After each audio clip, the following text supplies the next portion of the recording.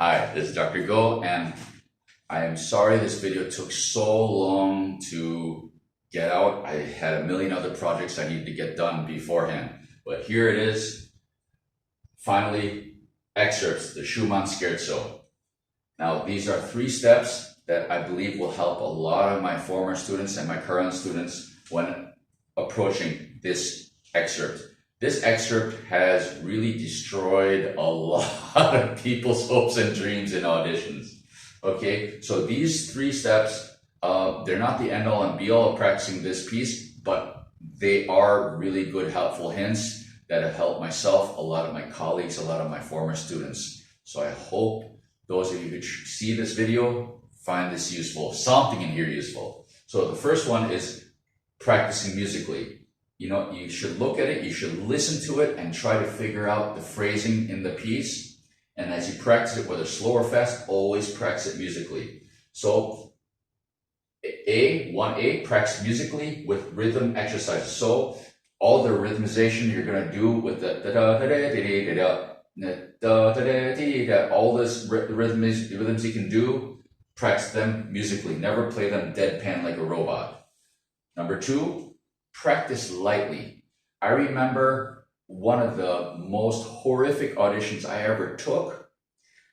I was practicing to sound good in my slow practice, and so I was really stopping the string almost down to the fingerboard.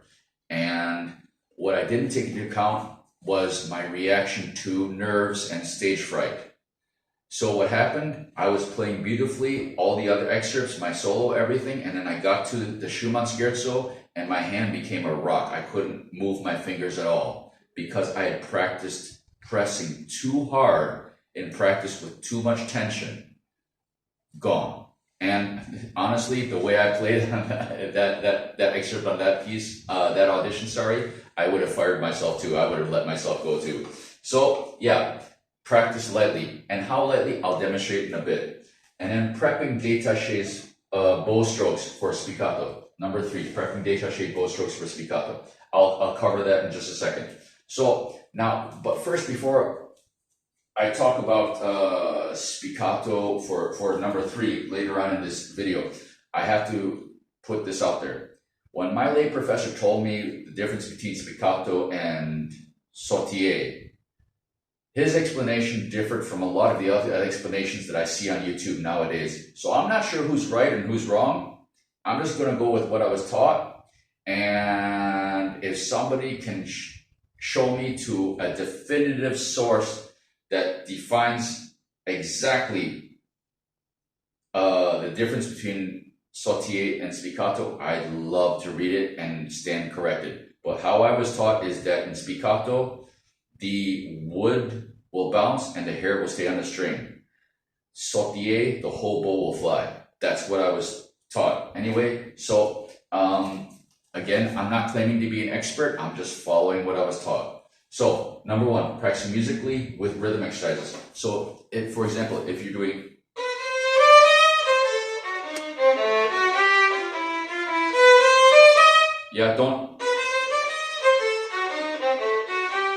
don't play it deadpan, okay? All your rhythm exercises, make sure they are all with musical direction. Musically with tempo pyramid, what the tempo pyramid is this. You should have 5 tempi that you practice at when you run the piece, when you run the excerpt, okay? I like to do this crazy slow, slow, normal, fast, crazy fast.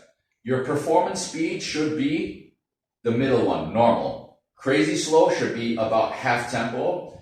Crazy fast is ridiculous just in case you get really nervous. You know you can handle that speed. So normal would be 144 to the quarter note. Okay? So you practice musically with this tempo pyramid. Now, how fast is that? It's really, the crazy fast is going to be really fast. I normally like to take it up to about 160, 170. And then the crazy slow, like I said, it's 72, it's half. I know it's not exactly proportionate, but this is what has worked for me. It has worked for some of my former students, so I hope it will work for others as well.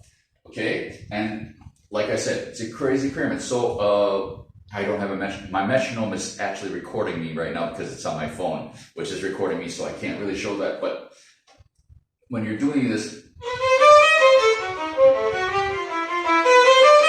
yeah, don't ever practice anything deadpan, okay? So, number 2, practice lightly. What do I mean by practicing lightly? A lot of people, myself included, made the mistake of really solid sound, you know, at home. Okay? And what happens is that, again, like I said, it has happened to me, it happened to some of my friends as well. Stage fright and rock. So now we all practice this way. Pressing so light. Okay, I'm just demonstrating this straight, but we do this. I do this also with the rhythms. So it's like almost like you almost get a bow harmonic. And what happens is that when we really play it in front of other people, it comes up normal.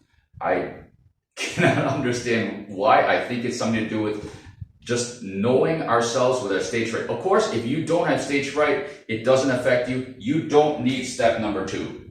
Okay? Everybody's different.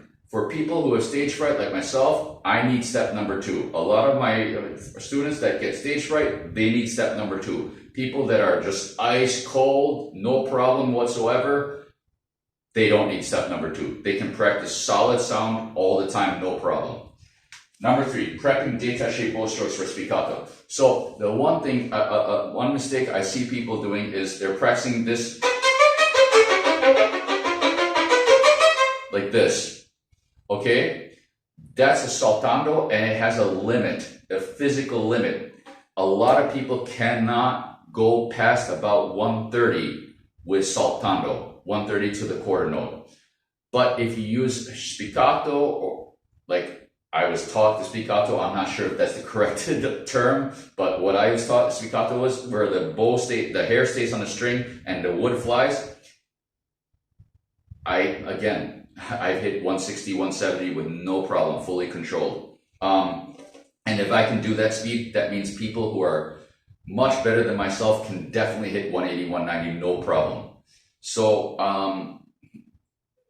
that being the case, how do we practice it? Well, the way I was taught this stroke was with a détaché stroke.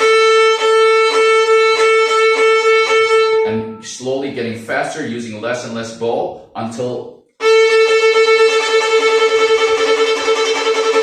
this point, the hair is on the string and the wood is jumping. So this is it's very easy to control this. So when we practice this,